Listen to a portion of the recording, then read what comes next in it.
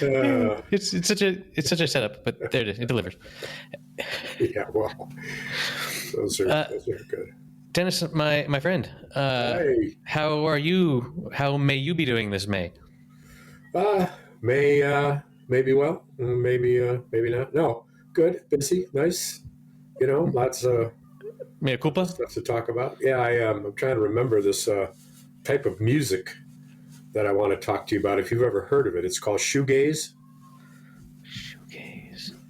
Because Look it up. it's so exciting that you end up just staring at your shoes. No, and it's very loud guitar riffs that are circulated through all sorts of electronics to create a wall of sound, which some find exceedingly loud. But the reason I learned, but have you ever heard of it? There's a festival here every year called the Shoegaze and what do they call it? Shoegaze and something festival.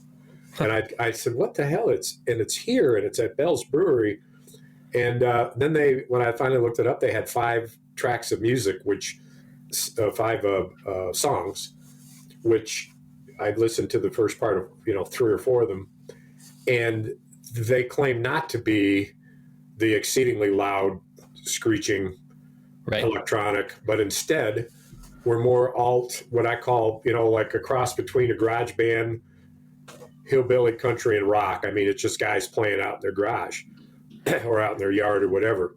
Would you like to hear the Wikipedia description? Sure, I'd love to. Shoegaze, originally called shoegazing and sometimes conflated with dream pop, is a subgenre of indie and alternative rock characterized by its ethereal mixture of obscured vocals, guitar distortion and effects, feedback, and overwhelming volume. It emerged in Ireland and the United Kingdom during the late 1980s among neo-psychedelic groups who usually stood motionless during live performances in a detached, non-confrontational state. The name comes from the heavy use of effects pedals, as the performers are often looking down at the pedals during the concerts. During their shoegazing, which is such a kind of very interesting but not particularly exciting reason why it's shoegazing is used. So I'm on this. I'm hell bent to turn Kalamazoo into Music City, USA, which I'm sure is taken by at least 5 cities. You can do it. But to highlight these festivals that we have downtown here in this beautiful park that they built around water and green space and bridges and a very, very large covered stage with room for a secondary stage next to it so you can have alternating bands set up, while one's playing, the other one's setting up nonstop music, and then a huge covered area where it's big enough to park a beer truck with 6 taps on the side and set up tables and serve, hundreds of, if not thousands of beers. But then at that site is where we used to have music festivals, but then the city priced it out, so to speak, where, they said, well, now you got to pay for the fence and you got to pay for this and you got to pay for the toilets and you got to bring them in, and took more of a hands off, we'll charge you for it kind of thing, which drove everyone away. The food trucks, which prepare all the food for all the festivals, couldn't afford the license fee that it took. They wouldn't make any money, particularly if traffic in and out was high or low and blah, blah, blah. And plus, if the city charged too much, people come in for $25 and say, well, fuck, we'll eat a little. Or you come in for $10 and say, hey, that's not much, let's eat, Right. So, but the idea is to have different genres of music. And we've got one blues coming up. We've got a Latinx coming up, which I've always called Latinx, but I more sounds like Kleenex. So I'm not sure about that. I've never been sure how to say that word either, because it only has appeared to my eyes written and never spoken.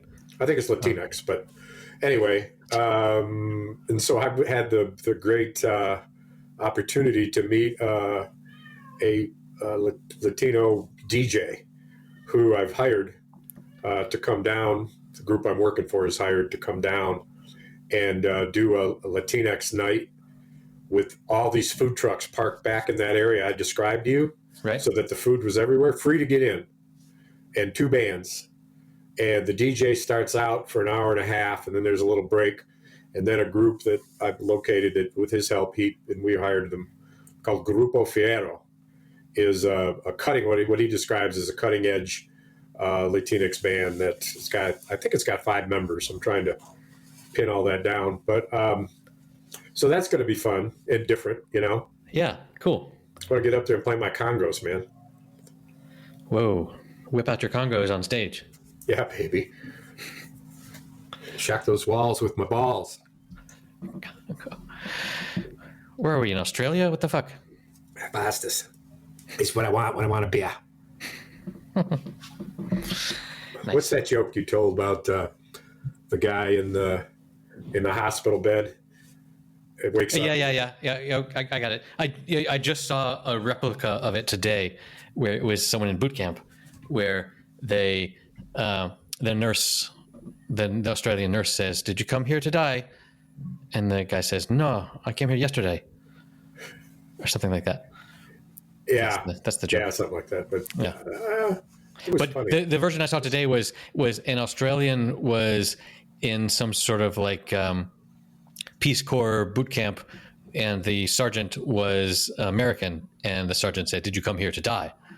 And the Australian said, "No, mate, I came here yesterday," right, or whatever. Right. So that was anyway, that was the one you told me some time ago. There it is. Any rate, so it was funny. Putting that stuff together, and then a blues thing where my buddy Johnny Bergen, who's come out of Louisiana, Virginia, played Chicago. He plays over in Europe a lot. He gets on a tour. In fact, he might be able to, I don't know that he's ever been in Spain. He had placed a book of one man blues guitarist and a mic for $250 American. That Not seems much. Possible. Yeah. But at any rate, he said he did several shows in Denmark, and while he was there, he puts together these reviews where he brings in talent from the region, and he'll open up with a couple blues tunes, and then he'll introduce this piano player who plays the shit out of it, who sings and plays and leads maybe 3 tunes, and then that guy may leave or stay. And then at one show I saw, I brought out a harmonica player that was just so good, songwriter, song singer. And I thought the piano player was so good. I'm thinking, wow, I don't get better than this. Yes, it does. It did with him. And so he did that over in Sweden, I think it said it was, or Denmark, and said that he met this Nepalese from Nepal. Nepalese, is that what it's called? Guitarist, a kid, who bought a Sears and Roebuck electric guitar and electric amp, had been playing in his hut. And he brought him up, and I think he said that he asked him to tour with him, and he's bringing him back to the United States. Damn. I mean, that's the kind of guy he is, I think that's a great story to tell you his character. He's gracious and celebrates music and celebrates people. He's very, very nice guy, very good guy. But anyway, he's the headliner for the downtown blues thing. I got him booked. As long as we don't mention his No Borders Blues podcast that potentially competes with ours, I think we'll be okay. Is that true? Huh? Yeah, he's got a podcast with 1 episode because he's a doofus, and we're on episode 183. Johnny, stick that in your Bergen and Johnny. Bergen. Do you ever hear the movies? I've asked you this before, where it was one of the famous British actors. Which one? I'll remember in a second. But he kept confusing his pronunciation of the word bourbon by saying Bergen. Uh-huh. And it was part of a storyline that I'm not sure was all that interesting, frankly. But when I think of Johnny Bergen, I always think of that. Johnny Bourbon. No, Bergen. Okay. We will put that in. No, you don't want to go anywhere. We will put that in. You don't want to go anywhere with that? Bergen, Norway is where my great-great-grandfather was from. Oh. So. Well, there you go. How do you spell it? Bergen. He's Bergen. Burgin. Yes, I know. I was looking at his podcast. Cool. I have some stories to tell. I've lost a lot of blood since we spoke last, so there's that. Because you gave it away, or you were hurt? Gave it away. Yeah. So let's see. First, let's do it in chronological order. Somebody called me on the phone, and normally I'm like super suspicious of people calling me on the phone asking me for details and shit. But this guy seemed legit, and he said, "Would you like to participate in a cohort study that we're doing for people aged 40 to 80 or 70 or 80 or something in this local region of Spain?"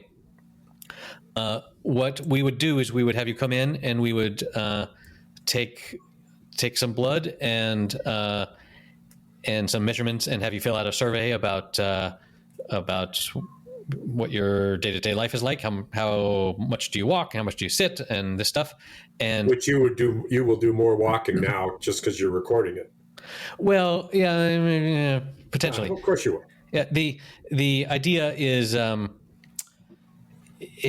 like the idea, first of all, of I like cohort studies of, let's get a general view of the populace here and see how people are doing.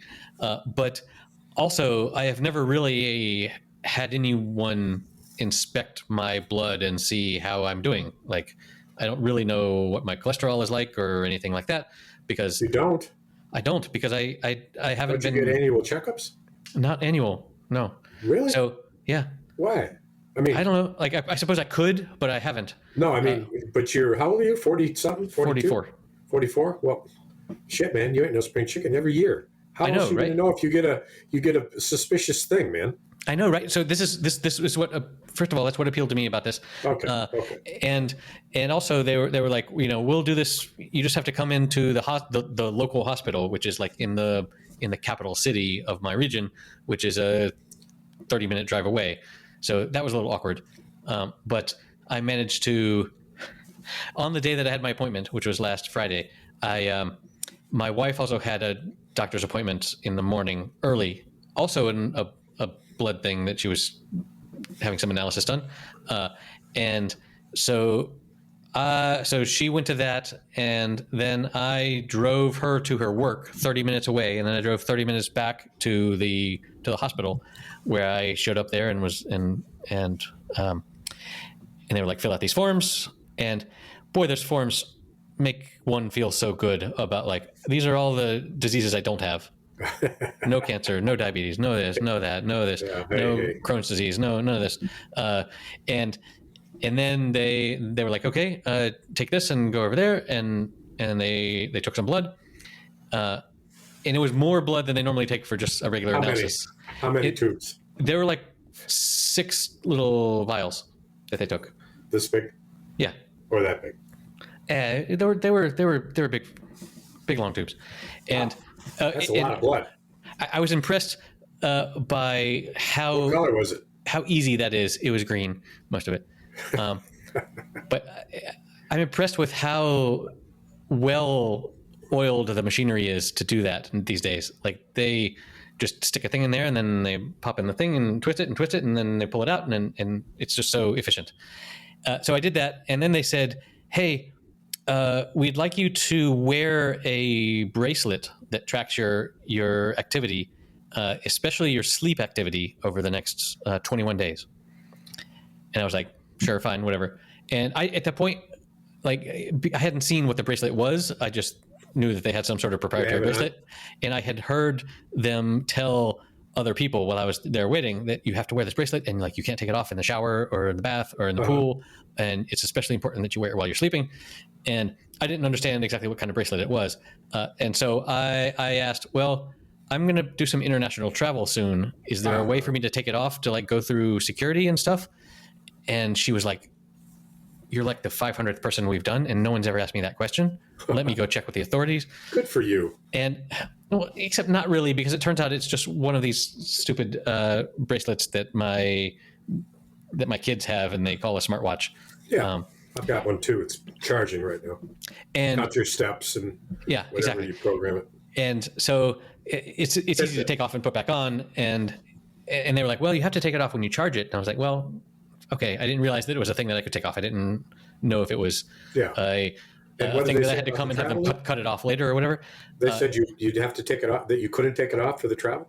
No, they said if their security makes you take it off like for 60 seconds, that's fine. It Anyway, won't be 60 seconds. It was a dumb question, in retrospect. But anyway, so now I'm wearing this. I'm wearing my watch that tracks my activity, and my watch is charging. That's the new one. Yeah, it's just like what I have. Yeah, exactly. It's the super cheapy. Fitbit. It's a Me Fit or whatever. Yeah, it's a knockoff. Yeah, so that, and then in early June, me or someone else has to take it and drop it off there for them to read all the data. I don't know. They said it's optional, and if I'm trying to do it, but if I lose it or fail for some reason, then whatever. So are they paying you? No payment. It's just for the good of the community, man. Well, so that was That's a lot of stuff. That was Friday, and then on Sunday night, I'm sitting around watching TV, and I get a message from this group that I have followed on Facebook that is like blood donors of my town or something. And like for some reason I clicked follow a long time ago, and they sent me a direct message saying, "Hey, we're accepting blood donations on Monday. Would you like to sign up?" And I was like, "Yeah, I think so." And they were like, "Well, here's the link. Go click on this, and if you could blog about it on this blog that we've been reading of yours for 10 years about our town." About their town? Yeah, I mean, I used to have a personal blog where I talked about life in this little town, and whoever runs that account is aware of me from that. And I was like, fine, goddammit. First of all, I just experienced a bunch of blood extraction, and it wasn't that bad. And I've been meaning to, like, I want to be a blood donor because it's like, if you're healthy, it's just a good thing to do for humanity, right? Save lives. And so I was like, sure. And I went to the website and I signed up, and I chose a time on Monday morning, and I said yes, confirm. And so then on Monday morning, I was like, oh, I gotta go. It's like a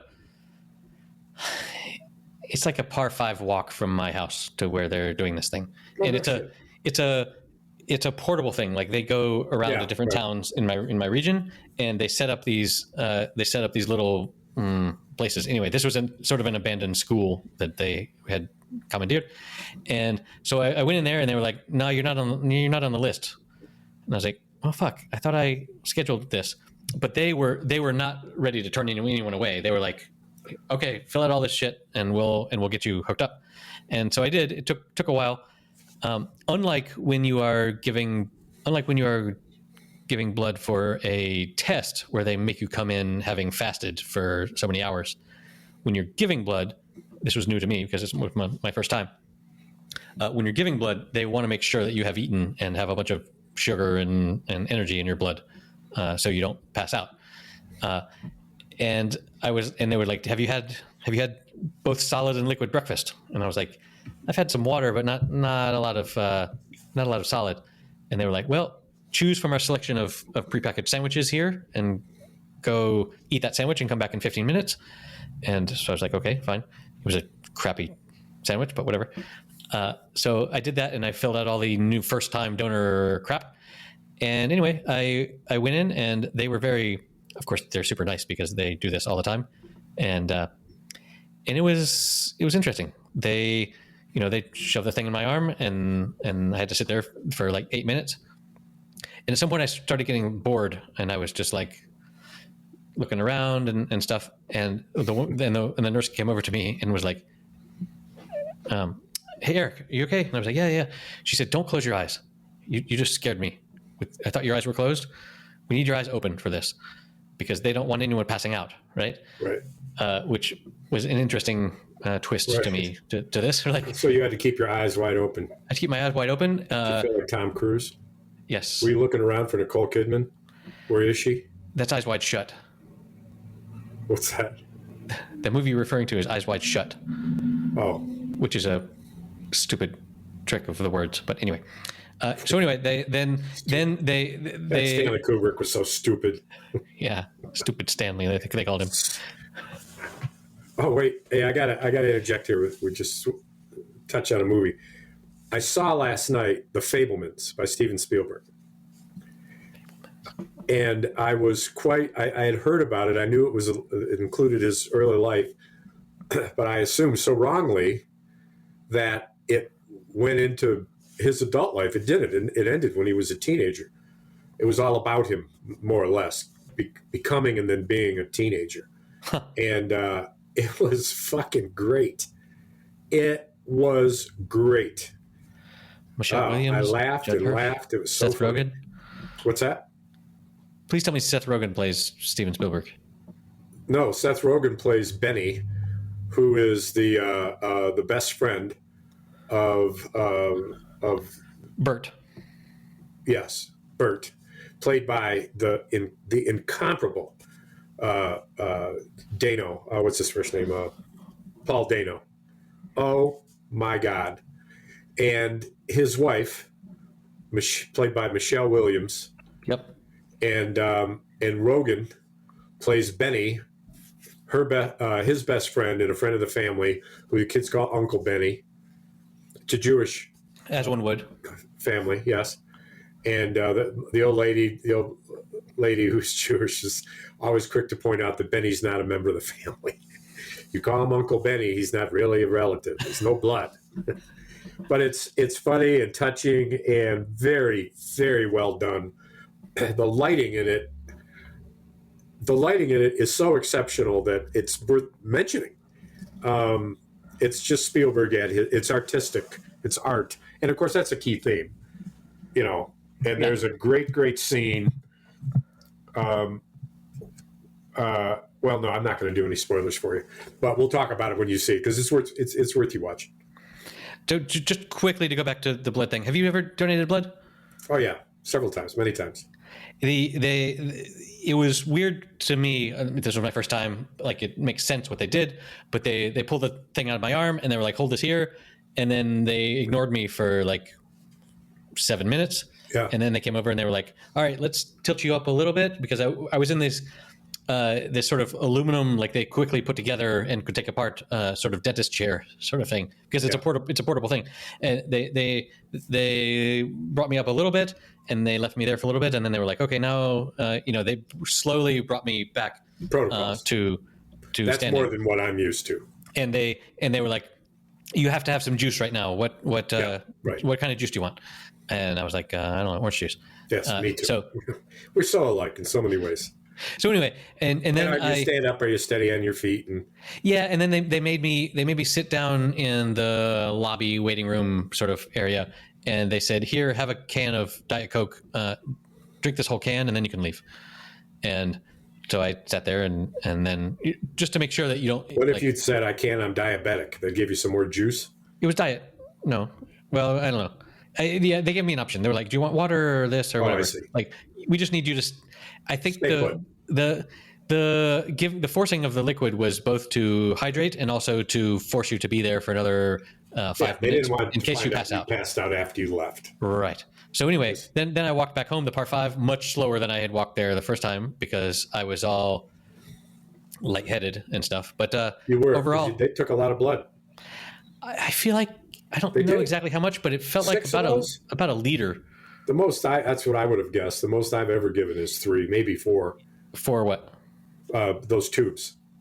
No. This was a bag. They filled a fucking bag.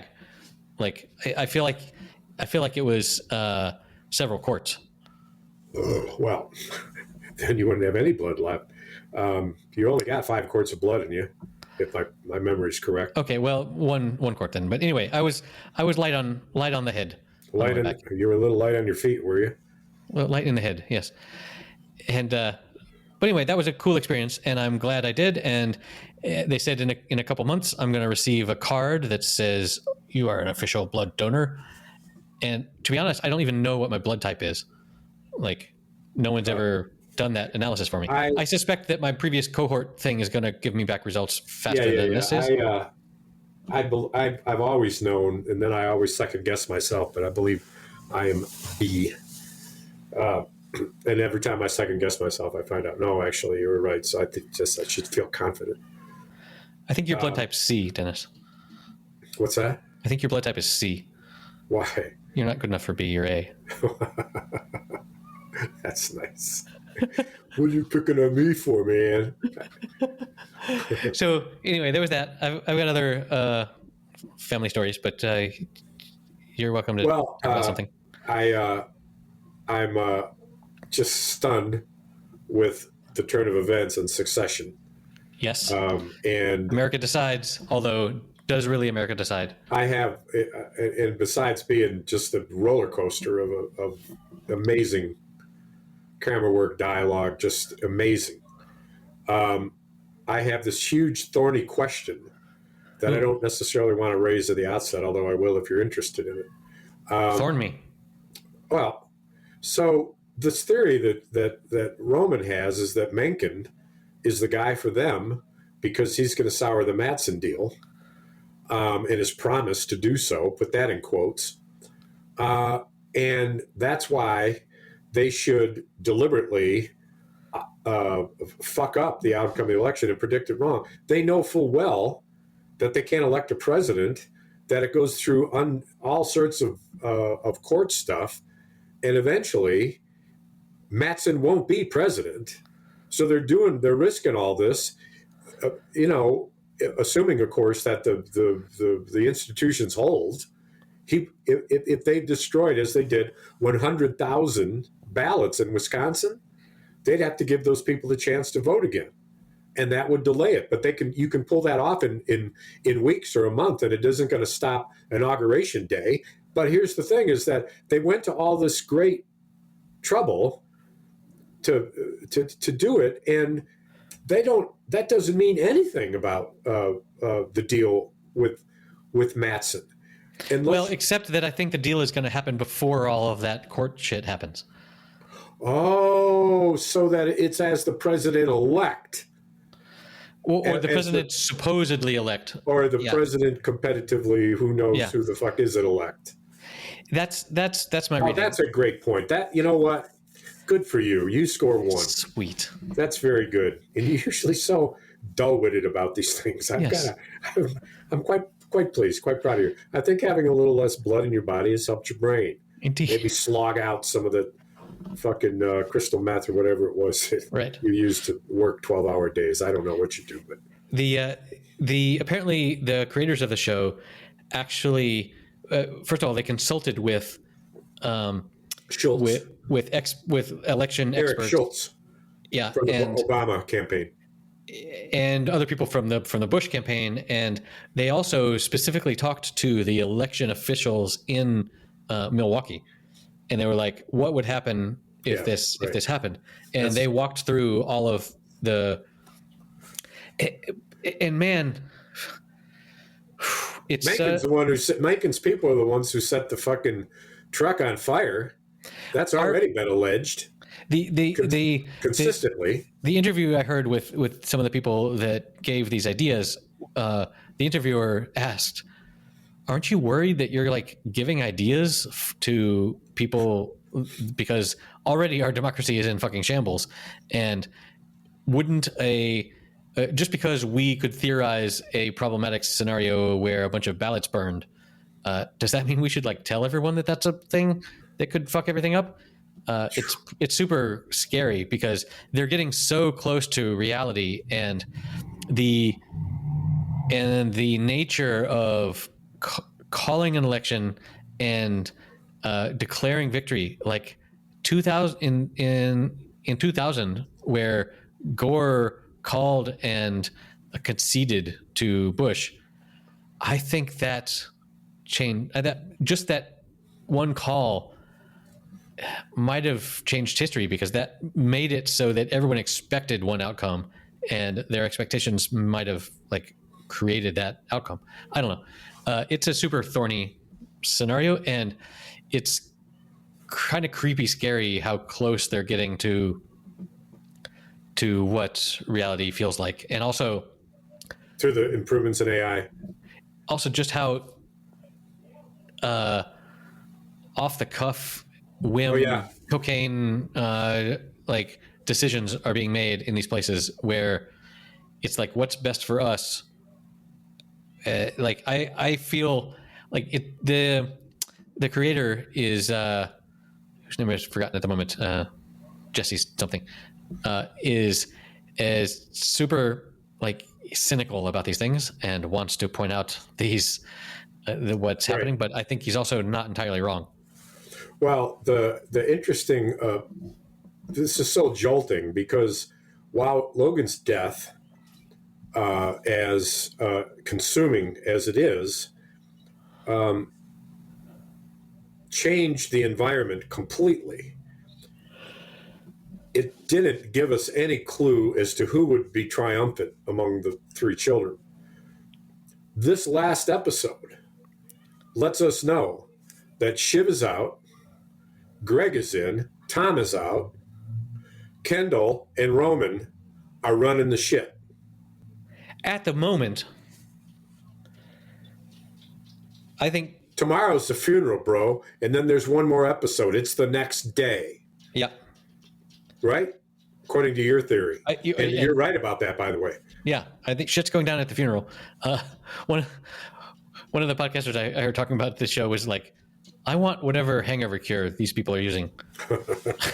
Because Greg had the funniest lines and delivery. Greg was so good in this one. About what Mattson, he said, "Oh man, don't expect a lot of me. I was with Mattson.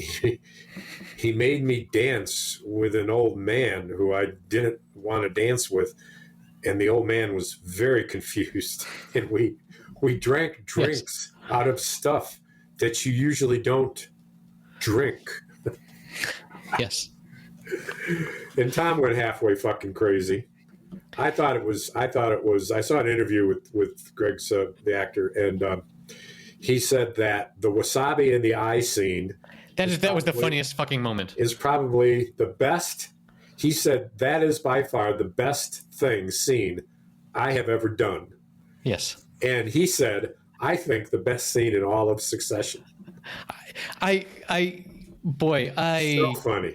It's so good. Greg the drinks fact that, it. Yeah, it's just a hint of lemon. He says it's not lemony. It's just a scent of lemon.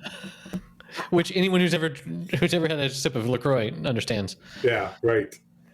Oh, that scene was so good. I definitely applauded that one. So they never put him on the air. That's why. They just fed the news to the. They said shit. He can't do it. So they sent Greg to the fucking room and told everybody that that's what they were doing. So there was no announcement even by the guy who was calling it. He came and he said, I've been told, and boy, it's now Greg to Tom and this dude with the fucking wasabi in his eye. He'll probably tell the truth about it. I love the moment there in the hallway with Greg and whoever she was, where he's like, Justine, I think her name is. And he was like, if I don't go through with this order, it feels very like they made the analogy of like launching a nuke. It's like, if I don't go down there, it's probably still going to happen, right? But just not through me.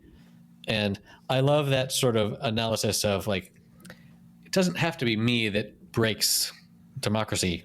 Right? It's either me or somebody else. It's going to happen either way. Well, he is as fun as he is, and he's not at all innocent. I mean, he's working double time to be an absolute turncoat, lying sack of shit. I mean, one of the opening scenes where we met him, he worked at an amusement park, and he gets fired for smoking dope, and he lies to his mother and says that somebody was in the car with him, and he must have got secondhand smoke, and it was enough to test. And he's a fucking liar from beginning to end, and just a clumsy, bumbling.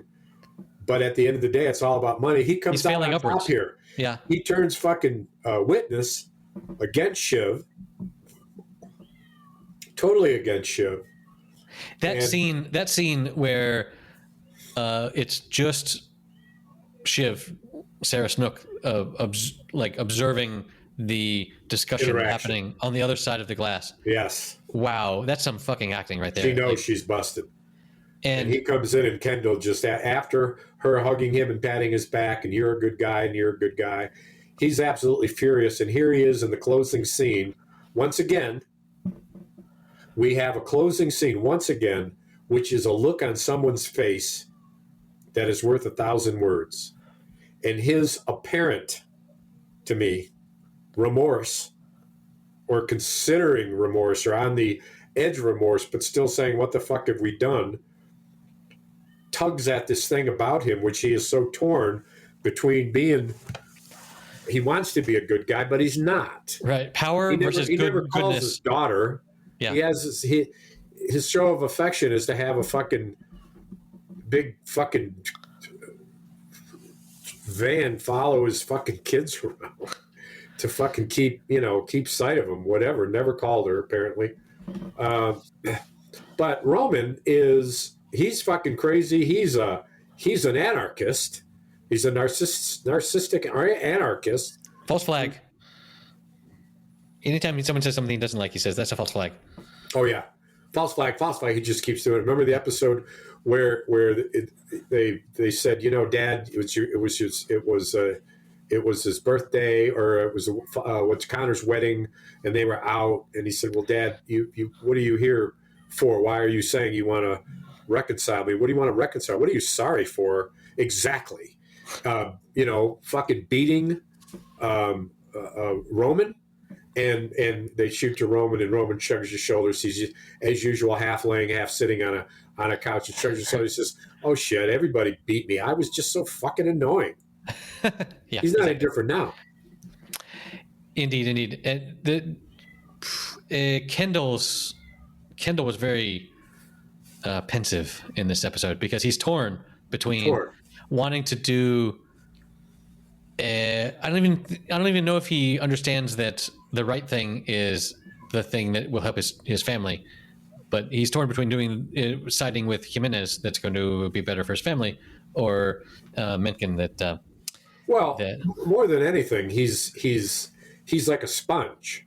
It's one of the reasons that his father didn't like him, is because he had no backbone. He just says he agrees with the last person that talked to him. Yes, well, and in many cases, it's fucking Roman. Or his dad would call him Romulus. And, and so here we go. And now that you've answered that question, it all comes together beautifully. I have no idea why I didn't think that. I should have known that Mattson kept saying, this thing is on fast dial. We got to get it done before anybody finds my numbers. He said, what did he call Greg? Was a normalist? Yeah, something like that. Yes. What a bizarre idea to have him and Greg have a night out and bond in a way that it's just bizarre. That'd be some footage worth looking at. Indeed. So we've got 2 more episodes, and it's getting exciting. With the scene where Shiv pulls Tom aside was perfectly done, because when she told him she was pregnant. Yeah, where she dropped that bomb, and he perfectly, in my opinion, was like, what sort of a play is this? Because every fucking thing is a play in that family. Yeah. And it's like, is this a new trick? Right. Is this a play? And because they can't be sincere about anything because they're so fucking broken. There's no. So when they try and have a sincere moment where it's like, look, I need you. She threw the baby at him as if to say, let me tell you how fucked up you are, because not only have you lost me, but you've lost what you wanted most out of our marriage as a child. So fuck you. I'm going to have a baby, and you don't get to be part of that. Good way to go. She's using that as a cudgel. But remember, we talked about how she had that weapon in her belt last week when they were having the super fight. Turn him in. She seduced him, and was had her sights on him being the father. No, but remember, like last week when they had the super big fight, she could have pulled out that weapon and stabbed him with it. She was too hurt. But she chose not to. She was too hurt. No, she didn't choose. Well, I mean, of course she chose, but she was too hurt. That was all emotional. This scene was cerebral. This was what happened after that emotional scene. And she went back and she thought about shit. And she knew that at some point she was going to tell him, I got your baby. Fuck you. Right. Right. Because whenever you have an emotional fight, you spend the rest of the day thinking about all the shit I should have said. I wish how I could have stabbed him with this, or I shouldn't have said that. Right. And mostly for me, it's I shouldn't have said. Yeah. But anyway, pretty amazing. And the question that was asked again and again, because the children are really quite useless, is what would Dad would have done? And only it seems to me that Roman, who has the same answer every time, is actually right. And it doesn't explain at all what he would have done. But his answer is whatever the fuck he wanted. Yep. Now, that doesn't say what he would have wanted at all. True. Because he's not saying this is what Dad would have done. He's saying, I'm being like Dad, and I'm doing whatever the fuck I want. Right, exactly. I'm firing her, I'm doing this, I'm doing that. Mm-hmm. And now he's got the inside hand with Mencken, at least as you point out very, very well. I suppose the reason that they think Mencken is going to help them is because he's one of these America first, let's not sell our big corporations to foreign entities, is my understanding. And is Madsen a Swede? Yes. But an expat? No. He lives in Sweden. I know he lives there, but he's from the United States, no? The character? Yes. Madsen. No, the character is Swedish, which is why there's some question about whether or not he understands the intricacies of American politics and the American mindset around running a media organization, because I think he has different ideas, and he's the one that's dropping like, well, was the Holocaust really that bad sort of rhetoric. Like, right. Well, is it Ravensburg who's their announcer? I don't know. The television dude who gave the fucking speech during the analysis about Madsen it was a huge segment. I mean, huge and not long, but important, because it showed how the station had already progressed into the right wing by having this guy. Remember? Yeah. The guy Logan is loosely based on Murdoch. Right. And ATN is kind of like Fox. Yeah, and this guy is Super Tucker, or whatever. What? And this guy that had his rant is very Tucker Carlson or Tucker, yeah, but not or O'Reilly or whatever. More Sean Hannity, I think. Okay, that one too. More Sean Hannity, but that's the dude had on a T-shirt of his that allegedly forcibly bumped Rav and Kendall's daughter on the street. Right. But that it's ironic, of course, that supporter is the supporter of a guy who works for fucking Kendall. Briefly, I want to talk about Connor's speech. Oh my God! Can you find it quickly and read a bit of it to me? Because I meant to go back. And the look on Willa's face when she realized what he was saying, oh my God, that's absolutely priceless. And his rhyming thing, he wants to be the guy from Uruguay, and that was before. Before the concession speech.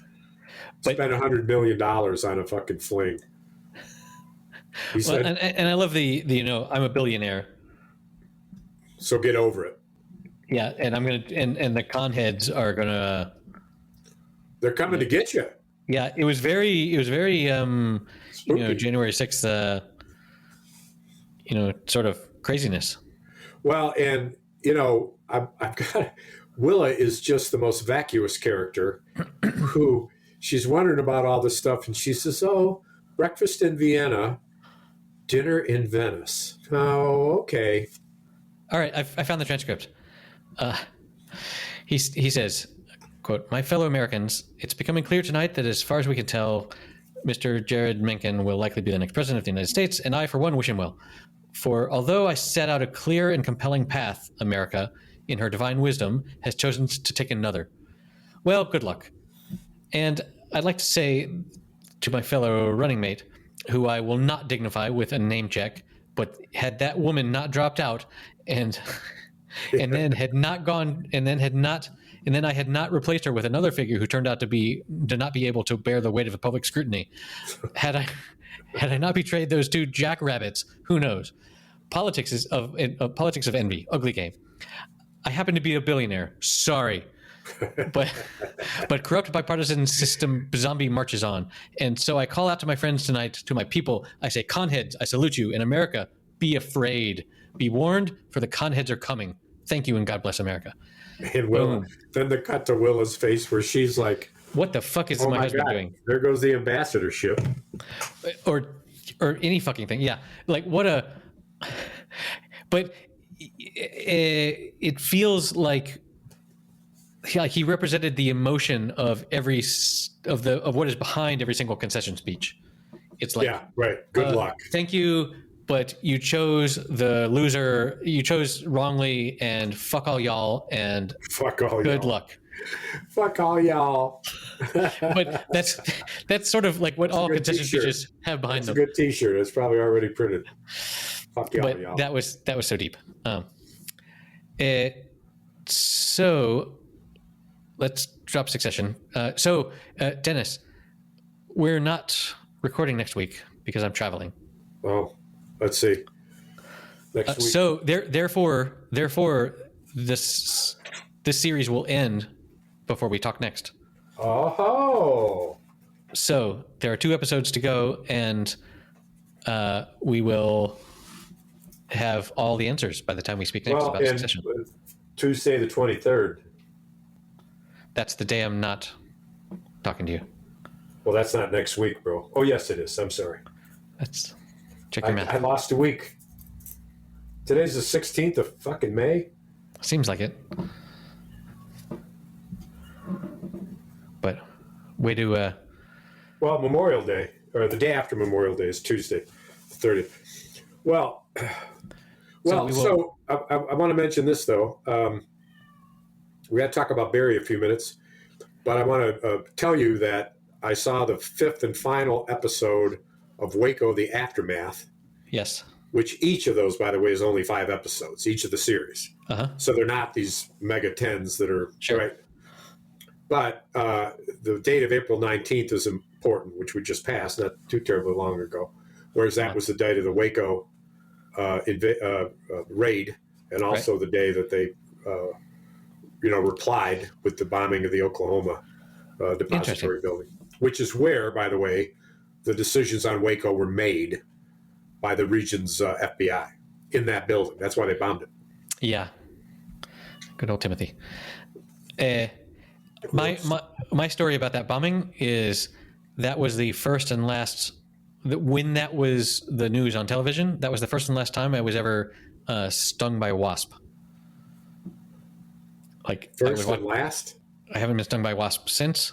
But I never were before? But I was watching that on that particular day, and when a wasp came and stung me, and I hate wasps. The way their feet dangle down, and it left there nonchalantly. Yes, nonchalant black wings, big stingers. Those white Anglo-Saxon Protestants, I hate them. Wasps. Well, do you have time for before Barry? God, we have to get to Barry. I have another story that is hot on my mind from today that I wanted to just rant briefly about. Today we had a meeting with my son's 4th grade teacher, and he said, "Your son's super smart and is, a great student and does everything amazingly. The only thing that he doesn't do is when I suggest that he goes home and writes a 1-page report about something that we're studying, he never does." And I was like, well, okay, so is this homework? And he said, no. our school has a policy, our elementary school has a policy against homework. We cannot assign homework. But when I assign this, when I suggest that this be done, some of the other kids do it, but he doesn't. And he said, therefore, he's getting a lower grade. Oh my God, he can't do that. And I was like, wait a minute. You're deducting points from my kid for doing a thing that you can't actually demand that he does.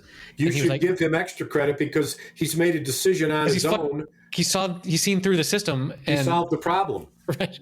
And so he was like, no, I'm not deducting points. I'm just not giving the full credit because the other kids that do the suggestion. Now, what she might have said was extra credit and equally outside of what is fair. The fact is that what your son could have said to them was, I agree with your policy against homework. I agree with the administration. I am line step with you that it is not right to assign homework. And so any suggestion of that, no matter how vague or how you're trying to couch it as if it's voluntary. And here's a 10-page report I've written. Apply any lack of involuntariness to it, I will sue you and I will win in the Spanish court of law, which you might be hung or executed in Spain or put in a lantern. Is that what it's called? No, a stockade thing with the head and the what's it called? Lanyard. Lanyard is the thing that you put around your neck. Yeah. Stockade. So anyway, it was super funny to like I see both sides. The school is not wrong that research shows that kids below the age of 12 do better when you don't force them to do homework at home. Like Scandinavia has pretty much shown this. But I also agree with the teacher that he's having seen my daughter go from elementary school to middle school where there's a shit ton of homework, having a habit of doing a little bit of work at home every day is going to make that transition way easier. But he was basically saying, I'd like to force your child to autonomously do a thing on his own. And it's you can't do that. One of the things that they could do that would be more in line with their philosophy, which one would assume their policy is driven by a philosophy, and they're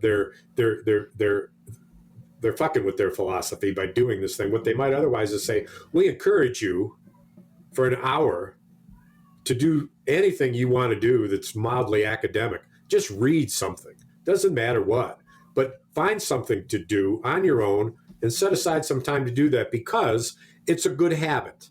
These are not idiots. These children are not idiots. And they would say, well, I'll worry about that when it comes. Don't worry. I could do it. I can do it. I don't need to practice. I'm good. I'm going to go play some basketball.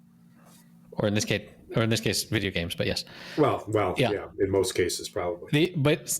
So it's also, he was like, I left it totally wide open. Like we're studying all of, ancient history. So like he could, whatever interests him about that. If it's the Egyptian pyramids, if it's King Tut, if it's do anything you want, right. Or if it's anything about Julius Caesar, or just anything. It'd be great if he could come in with a one-page thing that he had written, and I was like, well, so is this an assignment? And he was like, no, it's not an assignment. And I was like, but his grades go down if he doesn't do it. Now, these conversations you have are obviously all in Spanish, correct? Yes. Wow. You must be really good at it to be able to have that type of a conversation. Yeah. I can hear you saying, un momento. Indeed. So anyway, that was a thing that happened today. And so, I was there in person with the teacher, and we had a speakerphone call with my wife so she could hear too. And she was like, okay, I'm going to force him to do this. But she understands that it's like, So the primary. Well, but what a response could be is that we will try to think of ways to motivate him to change his mind. Yeah, or and you could make him do it. And she's very much like this too. If you give her a wide range of things to choose to do something, she gets paralyzed by the wide range of choice. But if you tell her to do this one thing, she'll fucking do it. And I think my son is the same way. That if you just told him to do it, he would do it. But why are you equivocating? Because the suggestion of choose any from this topic, and like it'd be great if you, and I don't know. It's kind of wild in that respect. But it was just sort of an awkward situation. So for all involved. As a nice segue, thinking of awkwardness in children, yes, let's talk about Barry, who now has a son named John, who has to go kill his former teacher, Kusano. And we wonder, over 8 years, whatever happened to Janet's father? How did he lose the scent? No sign. Because you would have thought that he would have been pursuing Barry. He was. You know what he did? This whole time. He staked out Kusano for 8 years. Right. Because he knew. That was the bait. Rather than waste his time looking and going, that would be the one thing that would bring him there. That was his son's house, right? Where he was staked out. Yes. Who by the way, he shot. Which you correctly said. I was dubious. I didn't know we didn't know whether he killed him or not. What do you make Kusano's long hair and beard? It's pretty hilarious, isn't it? I mean, you've cut your hair recently, but you used to look like a little bit like that. I what, my hair? You cut your hair. No, I didn't. No, you just have a long ponytail? Yeah. There you go. There you Holy shit, it's Gene Kusano. Well, somebody I find him a little unkempt. Oh, my Lord. Oh, Lord. Well, anyway, so quick on Barry. Quick on Barry. It's like how bad is his Fuchs? Oh my! The Raven. God. Oh my God! He says, "You betcha your ass I'm drunk." You're gone at 7 a.m. Oh, and Hank is just so successful, after his shipping sand business hit gold. Right. But I love where it's at with only 2 episodes to go for the season. This is the worst possible place for him to be. For who? Barry. Yeah. In the garage. Hogtied. Well, like that was the cliffhanger on the last episode was he got caught and was going to prison. But now he got caught and he's going to torture. Right. Well, and you remember a scene where the FBI says to is his name Hoover, Janice's dad? That would be amazing. Jim is his first name. Jim. I think he goes by Jim. We just ask one favor. If you find him before we do, Jim Moss. Kill him. Boss, B-O-S-S? Moss. Moss, that's right, Jim Moss. If you find Barry before we do, we just ask you don't kill him. Yeah. And he looks at the camera and he says, I can't promise that. So good. This is where it's at. It's culminating. And it's so great that we get to see this live TV where these shows, which will be talked about forever. Succession will be talked about forever. Yep. It's just such an epitome of television cinema. It's good television, but it's also Succession, at least more than Barry, is really cutting social commentary.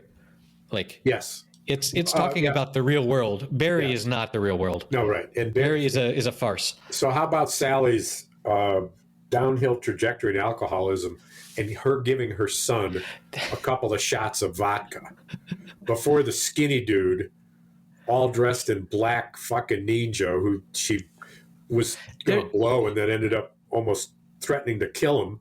He drove her truck into her house. Oh my God. How much of that is real and how much of that is hallucination. That was all real. That happened. The skinny dude behind her. She's on the phone with Barry and her disheveled, completely destroyed inside of her house, and saying, "Barry, you've got to come home." And the son is just waking up. Well, with that, my man, I got to go eat. I'm a hungry man.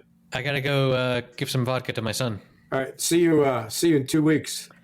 Yes, I will be in Miami and then in the Canary Islands when I see you. Oh man, stories to tell. And once again, you're going to be in NC in July. Yes. End of July. All of July, more or less. All of July. Okay. All right. Out, bro. Peace. Okay, that's it for episode number 183. Wow, that's a lot. You can find the show notes at happyhour.fm/183, where I've put the entire text of Connor's concession speech. And you can support us at patreon.com/happyhour. At the Gin Martinis level, you can see video of Dennis letting his hair down, which is amazing. And we'll see you in 2 weeks.